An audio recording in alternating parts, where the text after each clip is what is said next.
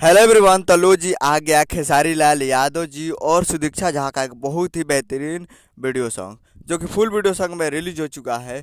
और इसे लिखे हैं श्याम देहाती जी और इसमें म्यूजिक दिए हैं ओम झा जी और इसे गाई है प्रियंका सिंह जी, जो कि आपको स्क्रीन के ऊपर दिखाई दे रहा है। जिस सॉन्ग का टाइटल है मेरे राजा की आएगी बारात। और फुल वीडियो सॉन्ग रिलीज हो चुका है।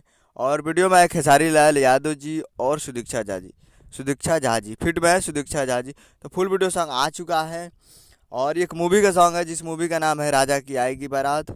और इसका निर्माता है सुरेंद्र प्रसाद जी और निर्देशक है लाल बाबू पंडित जी। तो इस मूवी का ये एक बेहतरीन सॉन्ग है जो कि फुल वीडियो सॉन्ग में रिलीज हो चुका है।